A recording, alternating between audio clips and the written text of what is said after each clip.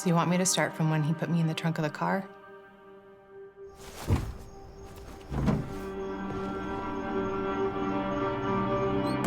So here's where the story starts, folks. It starts on March 23rd.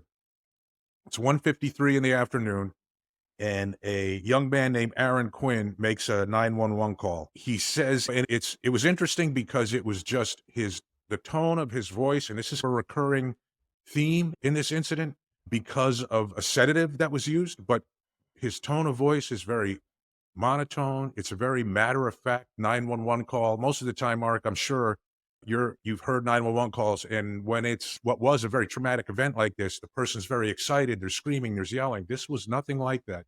This was a very calm, sedated young man who called the police to say, my girlfriend was kidnapped out of the house last night. And police come and respond to the house, and there's body camera video of them clearing the house and encountering him. And the statement he initially gives, Mark, when you heard the initial statement, when you heard his description of events, now these are, what would you say they were, late 20s, early 30s? They were two late victims? Yeah, they were late. I know she was, I think, 29 years old. Denise Huskins was 29 years old. I'm not sure about Aaron's age, but in that area. So when you heard the 911 call, and obviously you and I both know how the story ended up, but when you heard the 911 call and then you saw just the initial interaction with the uniform officers who came to the house once they talked to him, what were your first thoughts? Like, what was the first thing that hit you about his description of what happened? Well, the first thing that hit me, Bill, was that I tried to put myself in his situation as he told the story. I'm thinking, I wouldn't be that calm. Mhm. I wouldn't be that calm. That was my first impression. Is something doesn't make sense here. And being in law enforcement for all those years and being around traumatic situations, I've seen people react in these high stress situations. I've been in them myself, and I've reacted certain ways and have to stay professional, remain professional.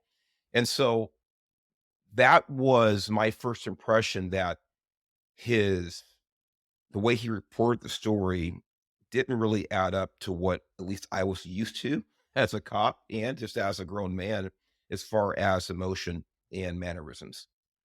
So did that cause a little bit of suspicion on your part?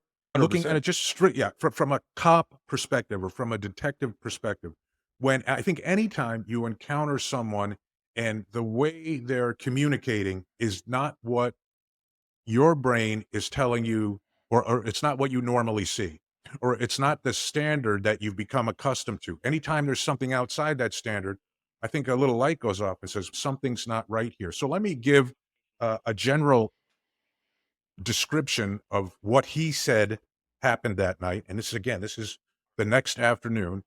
And by the way, on the 911 call, he was asked, the call was at 1:53, and the kidnapping took place in the very early morning hours. I don't know, somewhere between 3 a.m. and 5 a.m., I think, Mark. Yeah, it was. Yeah, I Um, want to say it was close to 12 hours or 14 right. hours after the incident. Yeah. So that was the 911 operator had the same response that you have, like, this doesn't sound right, and said, basically, when did this happen? And why did you wait so long to call? And Mhm. he said, I was tied up. And she said, well, when did you get untied? And he's like, just right now. So it was just really a strange thing. But here's what he said happened. And Mark, if I miss anything, please jump in and add it in there, because I think it's important to set the stage about the scene that this young man describes, right? Mhm. Asleep in his bed with his girlfriend, early morning hours, three men stormed into the bedroom, and they're using like a strobe type flashlight, a blinking or a flashing flashlight, which that's very disorienting, right? That's used in a lot of tactical situations by law enforcement to disorient someone. Okay, so last night you were asleep with your girlfriend. When I woke up, there was lights flashing. It said Aaron face down on the bed. And you said that you got drugged? And he gave me, I think, a night full of like diazepam or something. You guys drink any wine or anything? Have you ever used any drugs before? No, I have not used drugs. So they're using this, according to him, this strobe type flashlight. They see lasers, laser sights, I guess the thought would be, a couple laser sights running back and forth around the room like there's weapons with lasers on them. The instruction is given to he's told to lie face down on the bed. His girlfriend is told to zip tie him, which I guess she does. She zip ties him face down, and they put these headphones on him and swim goggles that are, I guess, blacked out. Then he's made to drink a sedative. They're telling him they're going to give him a sedative. They even take his blood pressure, which I thought was a little unusual. They put a blood pressure cuff on him. They take his blood pressure. And then his girlfriend is taken from the scene, and I guess he's brought into the living room at that point, and there's almost like they put with red tape, they put a big square on the floor, and they tell him they put a camera up in the corner. I don't know if it was even a real camera, Mark. Yeah, I don't think that it was. They never really discussed whether it was or wasn't, but they put a camera up in the corner of the room and said, "Stay within this red square on the floor, or we're going to kill her." And they leave with her.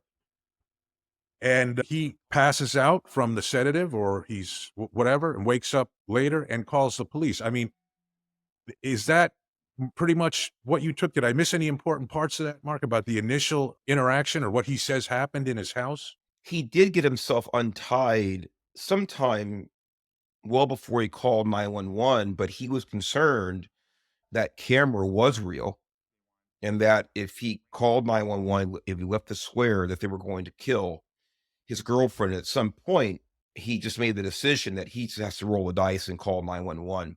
So that's the only fine edge I would put on there, that he did wait some time before he could have called, because he thought that it might end up getting his girlfriend killed if he did. You bring up a good point. So two things then that I forgot. First is, at some point during this kidnapping, this abduction, the individual said, "Hey, we messed up. This isn't Andrea. Andrea's the one we wanted to kidnap." Denise Huskins is the actual woman that was kidnapped. Apparently, the intended victim was Andrea. We don't know her last name. She was the ex-girlfriend of Aaron Quinn, ex-fiance, as a matter of fact. That's an interesting fact. So they came and got the wrong victim.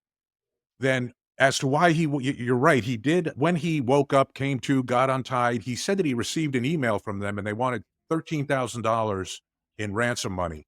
And he checked with his bank, and all he had available was $3,500. And he answered them and said all he had was $3,500, or all he could pay was $3,500. And then after that, he didn't get a response for I don't know what period of time, but it was A long time, yeah. a long time. And he just said, "Screw it, I'm going to take a chance. I'm going to call the police. I'm going to That's call right. 911." By the way, as we'll find out later on, Andrea, the ex-fiance, she was a very busy lady. Right. Yeah. But, Yes. Which at some point, watching this thing, I thought at every turn, I thought this story can't get any crazier, and it always does.